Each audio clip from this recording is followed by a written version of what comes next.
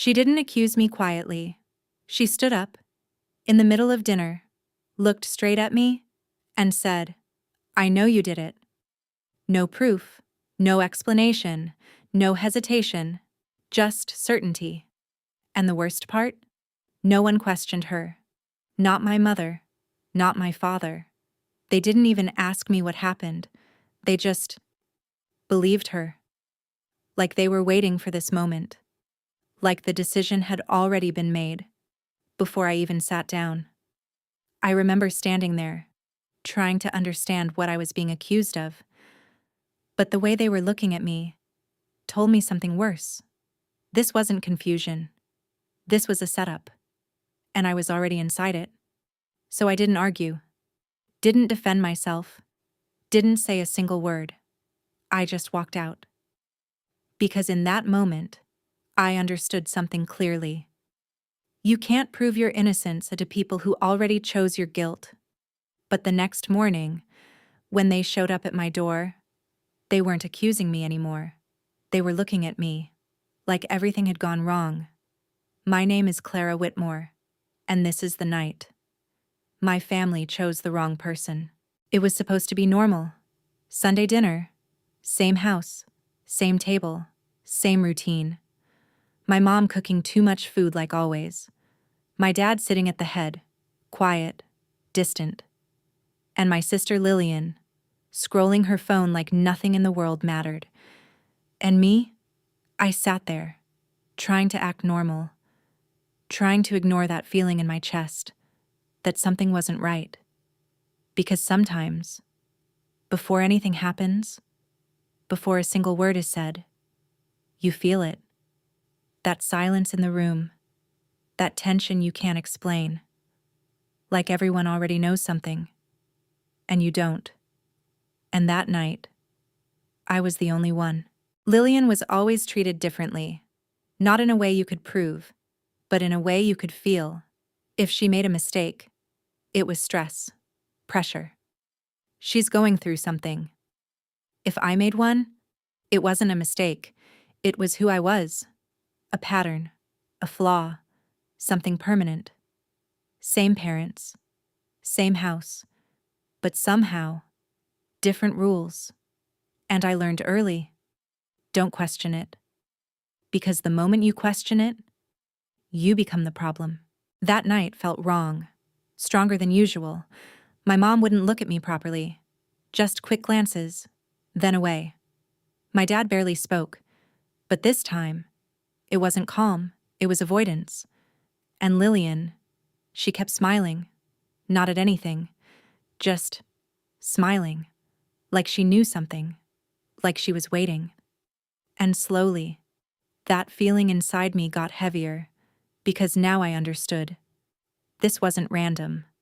Something had already happened, and somehow, I was the last one to know. Then suddenly, it happened. Lillian pushed her chair back. The sound cut through everything. Sharp, loud. Everyone looked up, and she stood there, calm, too calm. Then she looked straight at me and said, "I know you did it." That was it. No context, no explanation, just accusation. And for a second, my brain didn't react, because there was nothing to react to. No what, no why, just certainty. I laughed, not because it was funny, because it didn't make sense. Did what? I asked. Simple question, normal reaction, but no one answered. No one even tried. They just stared at me. Not confused, not curious, certain. Like I had already admitted something. And that's when the silence changed. It wasn't empty anymore. It was heavy, full of something already decided. And I realized, this wasn't a question.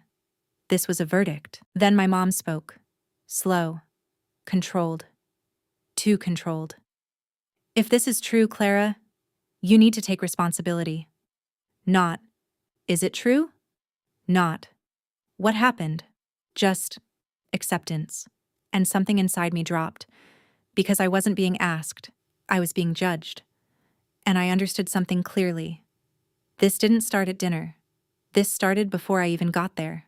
Before I even sat down. They had already decided. I looked at my dad. Because even when everything breaks, you still hope. You still think. Maybe one person will stop it. Maybe one person will say, "Wait, let her speak." But he didn't. He didn't look at me. Didn't react. Didn't say anything. He just sat there, like none of this mattered. And that silence? It hurt more than anything she said. Because silence isn't neutral. It's a choice. And he chose. Not me. Lillian crossed her arms. Calm again. "I checked everything," she said. "The money didn't just disappear. Disappear. That word hit different. Because now, this was real. Money. Missing. Blame. And suddenly, everything shifted. Because now I understood. This wasn't random. This wasn't emotional. This was planned. And I wasn't just being accused. I was being positioned. I could have argued, defended myself, raised my voice, forced them to listen. But something stopped me. Because the way they were looking at me, they weren't searching for truth. They were waiting for confirmation. Waiting for me to fit the story. And I knew, no matter what I said, it wouldn't change anything. Because you can't explain yourself to people who already decided who you are. So I stood up. Slowly. No reaction, no emotion, just calm. I pushed my chair back and walked toward the door. No shouting, no explanation, just silence. And right before I stepped out, my mother said, "If you walk out now, don't come back until you admit it." I stopped for half a second, not to turn around, just to understand. Then I kept walking. Because deep down, I already knew something. This wasn't about truth. This was about blame. And somehow, I had already been chosen. That night, I didn't sleep. Not even for a minute. I just lay there, staring at the ceiling, replaying everything. Her voice, my mom's words, my dad's silence. "I know you did it." Over and over again. But the worst part? I still didn't know what it was. And that's what broke me. Because when someone accuses you of something real, you can fight it. You can explain. But when the accusation is unclear, you start questioning yourself, replaying every moment, trying to find a mistake that doesn't exist. And slowly, you stop defending yourself and start doubting yourself. At 2:17 a.m., my phone buzzed. A message from my mom. Just one line. "You need to fix this before it gets worse." That was it. No question, no concern, no curiosity, just pressure. And I stared at that message, longer than I should have, because now, it wasn't just my sister. It was both of them. And whatever they believed, they weren't even questioning it anymore. They weren't looking for truth. They were waiting for compliance. And in that moment, I realized something worse than the accusation. They didn't want answers. They wanted a confession. The next morning, first thing I did, I checked my bank account. Carefully. Every transaction. Every detail.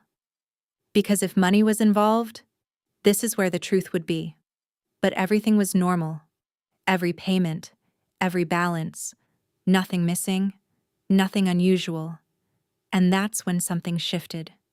Because if nothing was gone from me, then the accusation wasn't based on facts. It was based on belief. And belief doesn't need proof. And suddenly, this wasn't about what happened. It was about who they decided did it. I called Lillian. Once. No answer. Twice. Voicemail. Then a message came through. "Stop pretending. You know exactly what you did." That line felt wrong. Too clean. Too confident. Like she wasn't reacting. She was repeating. Like she had already said it. Multiple times. To other people. And suddenly, this didn't feel like a fight anymore.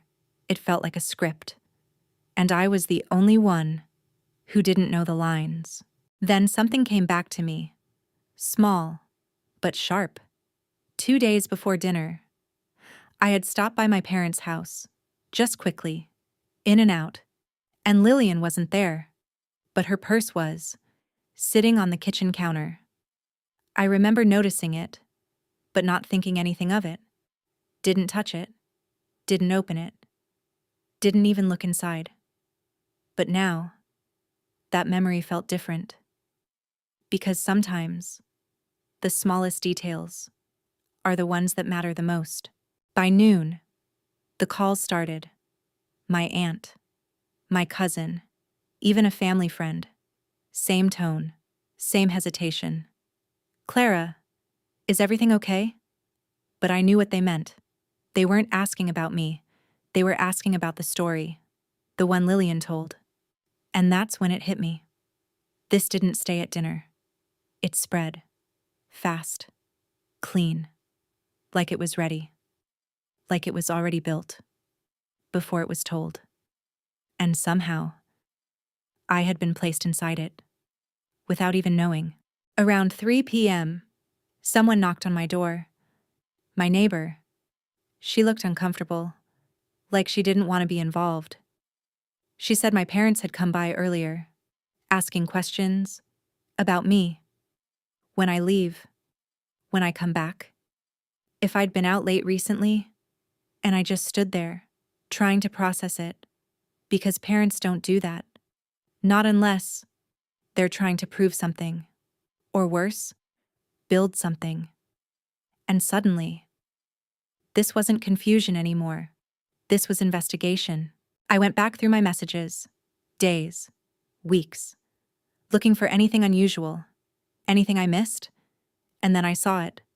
A message from my mom, 2 days ago. Did you stop by yesterday? I replied yes. She never answered. At the time, it meant nothing. But now, it meant everything. Because that wasn't a casual question. That was confirmation. Like she was checking something. Something that had already happened. Before dinner. Before the accusation. And that's when it all connected. The tension. The silence. The way my mom spoke. The way my sister didn't hesitate. This didn't start at dinner. It started before that. Small questions, small changes, small signs. And slowly, a story was built. A quiet one. A careful one. And by the time I sat at that table, it was already complete. All it needed was someone to blame. And for the first time, I felt it. Not confusion, not anger, fear. Real fear. Because this wasn't about proving innocence anymore. This was about something else. A story that was already told, already believed, already accepted. And somehow, I was the villain in it. Before I even had a chance to speak. If you've ever been blamed for something you didn't do, tell me in the comments. Because the worst part isn't the accusation. It's when people believe it, without even asking you. And if this story is hitting you, subscribe. Because what happens next is where everything breaks.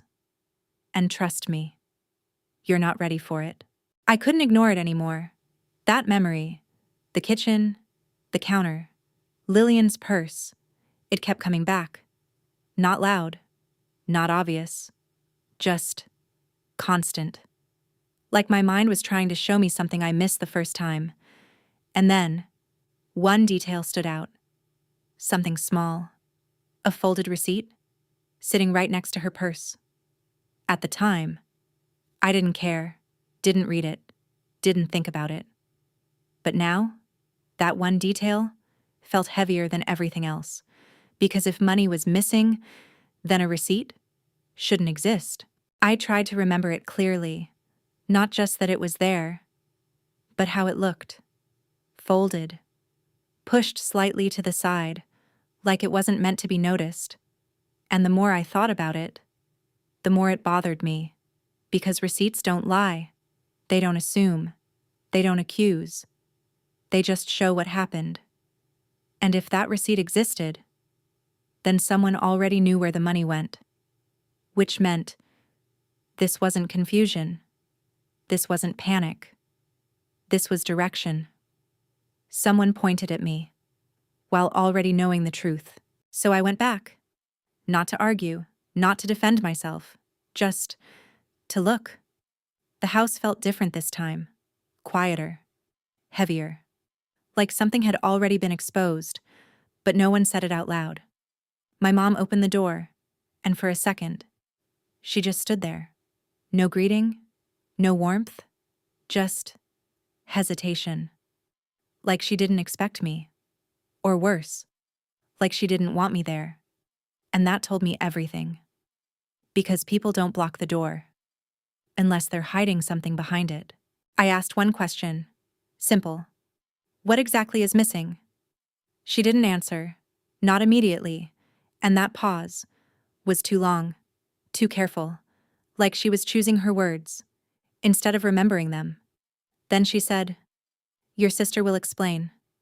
Not, "I'll explain." Not, "Let's figure it out." Just distance. And right there, I understood something.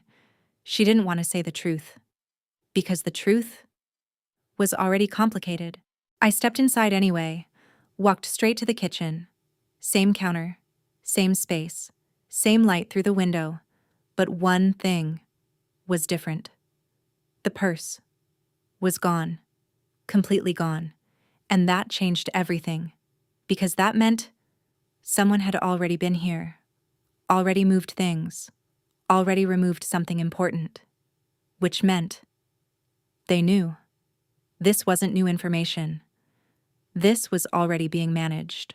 But they missed something. Something small. Something they didn't notice.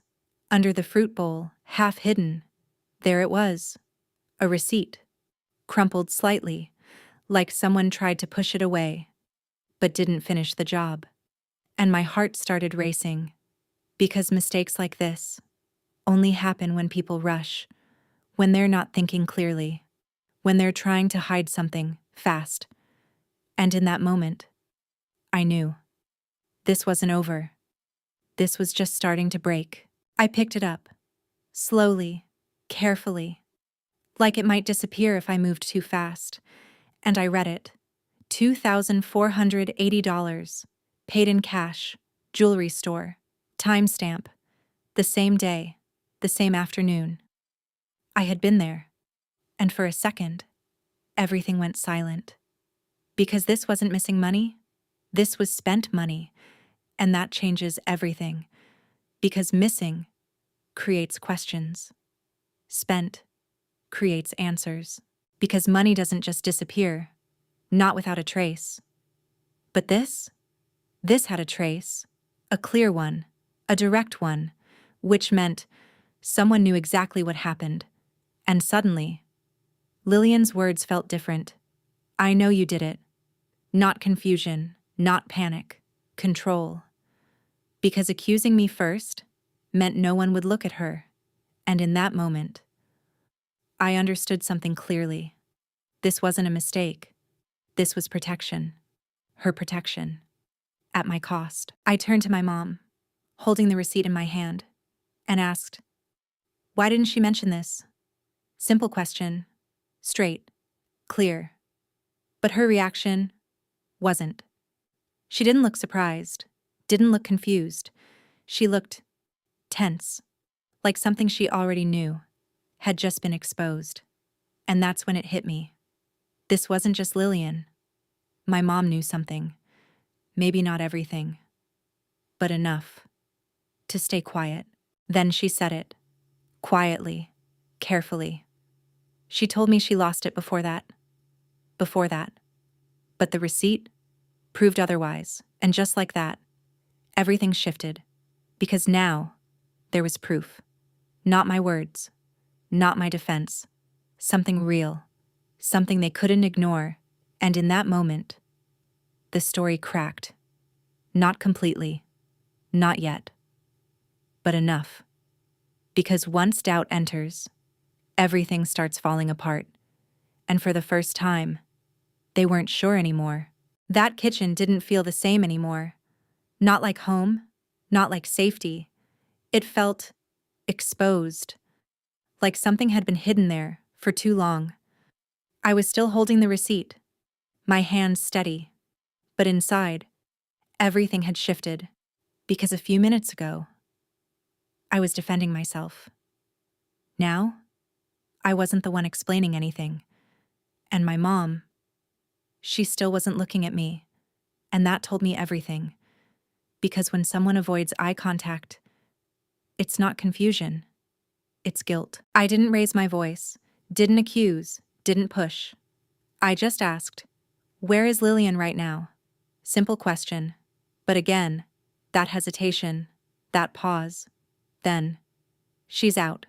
Too fast, too clean, too prepared. And I realized something in that moment. This wasn't just about covering a mistake. This was about protecting a story. And the longer I stood there, the clearer it became. I wasn't just being blamed. I was being replaced. Then her phone rang, and everything changed. She looked at the screen and froze, just for a second. But I saw it. Then she turned away, lowered her voice, and answered, "I told you not to call right now. Not hello, not normal, just control, urgency." And suddenly, this wasn't a conversation anymore. This was damage control, and I wasn't just hearing it. I was understanding it. Because that tone, that wasn't casual. That was fear. I didn't hear everything, but I heard enough. One name, a man's name, not Lillian, not family, someone else. And that's when something connected. Because a week ago, Lillian mentioned someone, casually, like it didn't matter.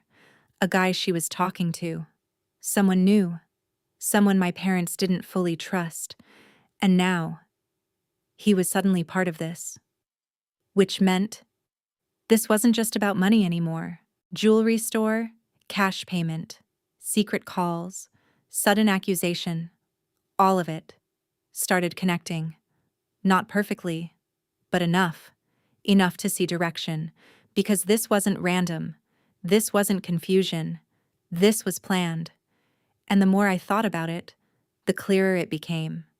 I wasn't blamed by accident. I was chosen. Because I was easier. Because think about it. If something goes wrong, who do they question first? The one they trust less. The one they already doubt. And that was me. Not Lillian. Not the safe one. Me. And suddenly, everything made sense. The confidence, the certainty, the silence from everyone else. Because the story already fit. All they needed was someone to confirm it. That evening, my dad came home. I was still there, still in that same kitchen, still holding the same receipt, waiting. He looked surprised, but more than that, he looked uneasy, like he already knew. Something wasn't right, like he had been told one version, but wasn't sure anymore. And for the first time, he didn't walk past me. He stopped. I didn't say anything. I just handed him the receipt and let him read it. Slowly, carefully, silently. Then he looked up, and this time, he didn't look away. He didn't ignore me. He didn't stay neutral. He looked at my mom, not me, her. And that moment said everything. Because now, the doubt wasn't mine anymore. Something passed between them. No words. Just tension, understanding, guilt. The kind of silence that only happens when both people know something is wrong, something they ignored, something they didn't want to question, because questioning it would have changed everything. And now, they didn't have a choice. Then finally, my dad spoke. Quiet, careful, different. Lillian said the money was missing. He paused, looked at the receipt again. But this doesn't look like missing.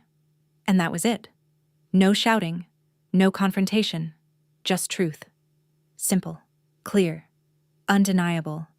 And in that moment, everything broke. Because now, it wasn't me defending myself anymore. It was them, realizing they chose wrong. No one spoke. Not immediately. That kitchen felt heavier than before, like everything had already been exposed, but no one wanted to say it out loud. I didn't rush it, didn't explain, didn't defend myself. Because for the first time, I didn't need to. The proof wasn't in my words anymore. It was in my hand. And now, they were the ones trying to understand what went wrong. And the silence? It wasn't against me anymore. It was between them. Then the front door opened. Lillian walked in, relaxed, mid-conversation smile on her face, until she saw me. Then everything stopped. Her expression changed instantly, not confusion, not surprise, recognition, like she understood. This wasn't over, like she didn't expect me to still be there. And for the first time, she didn't look confident. She looked caught. My dad held up the receipt, didn't shout, didn't accuse, just asked, "Do you want to explain this?" Simple question. But this time, there was no quick answer, no attitude, no control.